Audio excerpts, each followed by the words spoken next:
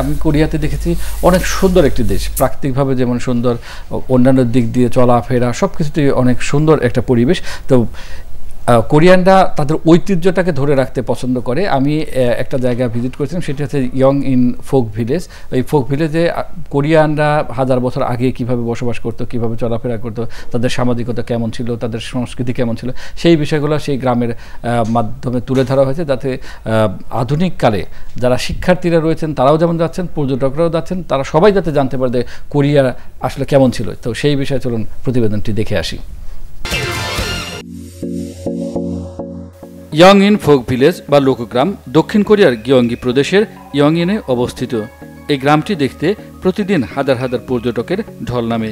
গ্রামের প্রাকৃতিক পরিবেশ যেমন পর্যটকদের মুগ্ধ করে, তেমনি এর ইতিহাস ঐতিহ্য বিস্মিত করে তাদের।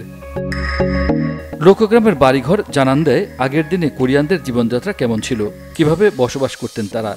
এই গ্রামে প্রাচীন কোরিয়ান উচ্চবিত্ত, মধ্যবিত্ত ও দরিদ্র মানুষের জীবনযাত্রার জীবন্ত দৃশ্য তুলে ধরা হয়েছে। আছে নাচ, গান সহ উপকথা, রূপকথার নানা পারফরমেন্স। এসব দেখে মুগ্ধ হচ্ছেন দেশি বিদেশি পর্যটকরা।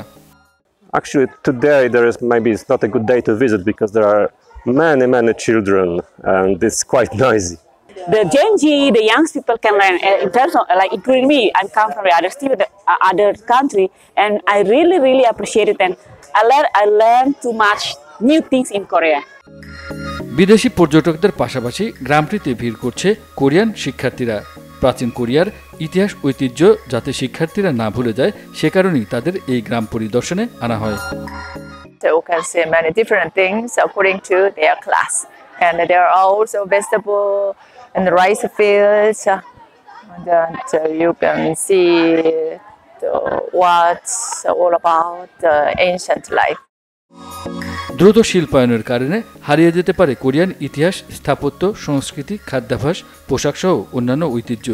এগুলো ধরে রাখতেই 1960-এর দশকে এই লোকগ্রাম গড়ে তোলা হয়েছে। কোরিয়ানরা পাহাড়, নদী, পানিকে ভালোবাসে। এ কারণেই পাহাড়ের পাদদেশে 245 একর জায়গা জুড়ে এই গ্রামটি গড়ে তোলা হয়েছে।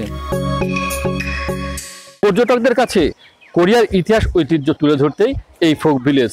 তবে পাশাপাশি এখানকার শিক্ষার্থীরাও প্রতিদিন এই ফোক ভিলেজে ভিড় করেন। অতীত ইতিহাস থেকে শিক্ষা নিয়ে তারা সামনের দিকে এগিয়ে যেতে চান, দেশকে সমৃদ্ধ করতে চান। Imrul Kayes, Bangla vision, young in folk village, দক্ষিণ কোরিয়া।